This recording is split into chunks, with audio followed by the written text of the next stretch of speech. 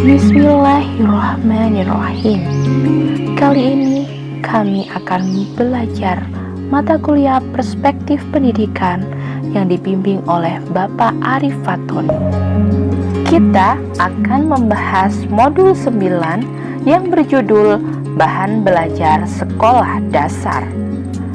Mengingat modul 9 ini sangat penting, kami diharapkan mampu menjelaskan pengembangan bahan ajar untuk SD. Secara lebih khusus, kami diharapkan mampu menjelaskan potret atau gambaran bahan ajar yang digunakan di SD, serta menjelaskan pengembangan bahan ajar di SD. Modul ini terdapat 2 kegiatan belajar. Yang pertama, potret bahan ajar di SD, dan yang kedua, pengembangan bahan ajar di SD. Pepatah mengatakan tak kenal maka tak aruf. Oleh karena itu, izinkan kami memperkenalkan diri terlebih dahulu.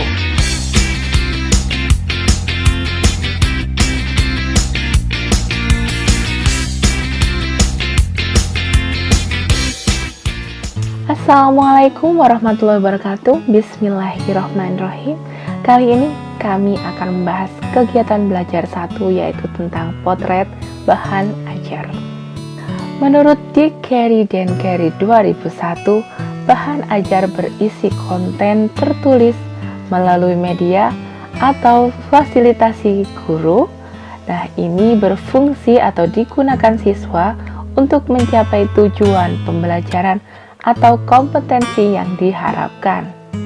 Adapun contoh bahan ajar yang biasa digunakan di sekolah adalah buku teks, manipulatif atau media taktil, program video, program audio, kemudian lembar kerja siswa, handout atau lembar materi, kemudian surat kabar, majalah, internet, dan lain-lain.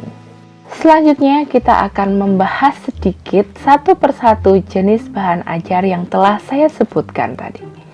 Oke, yang pertama adalah buku teks.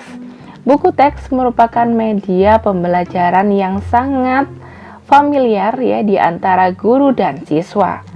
Nah, sedangkan media taktil merupakan simulasi atau manipulasi suatu konsep untuk mencapai pemahaman siswa yang diharapkan.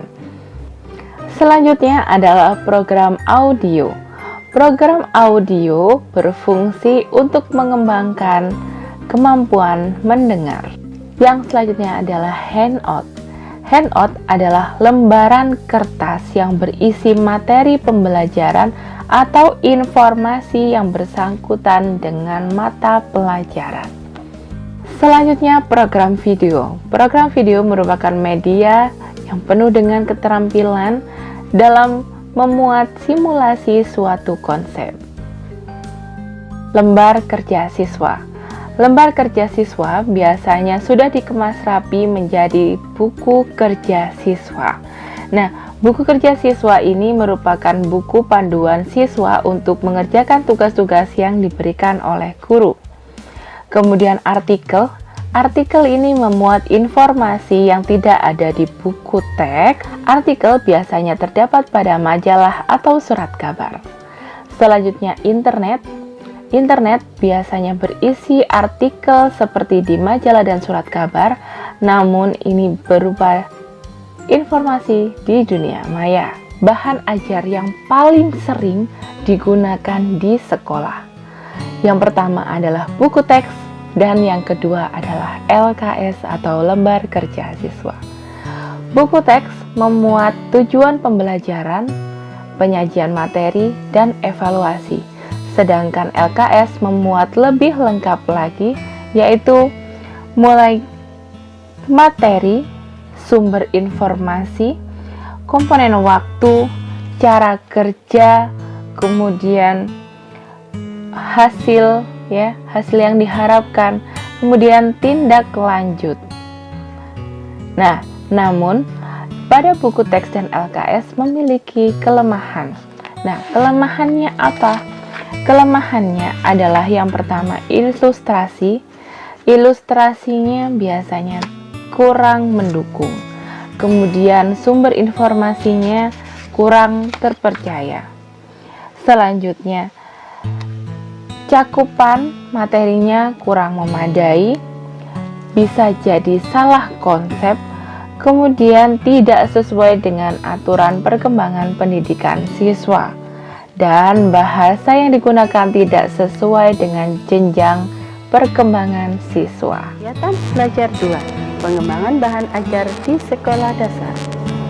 KTSP dikembangkan oleh masing-masing dengan memperhatikan karakteristik peserta didik dan kondisi lingkungan masing-masing, dengan berorientasi pada standar kompetensi lulusan dan standar isi. Dengan diberlakukannya KTSP, guru dapat mengembangkan bahan ajar untuk membantu siswa menguasai kompetensi yang diharapkan. Dengan berpedoman menurut Dick Carey and Carey 2001,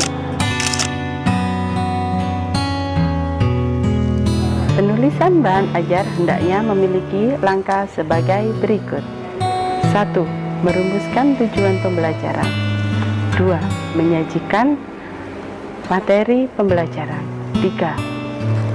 Mengevaluasi. Sedangkan perpaduan aspek dalam pembelajaran, dalam prakteknya, keempat aspek yang telah dijelaskan tadi harus berjalan secara terpadu. Misalnya, kita padukan antara aspek berbicara dengan aspek menulis. Seperti ia berbicara tentang memperkenalkan diri, lalu dia menuliskan dengan huruf tegak bersambung. Penggunaan bahan ajar yang tersedia. Penggunaan bahan ajar yang tersedia harus meliputi berbagai aspek kriteria, yaitu kriteria filosofis,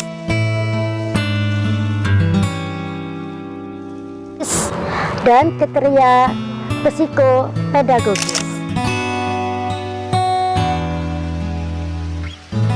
Sementara di Carey and Carey 2001 memiliki 4 kriteria, yaitu 1. Kriteria yang berpusat kepada tujuan. 2.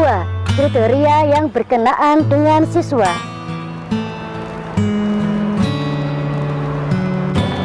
3. Kriteria yang berpusat pada konteks. 4.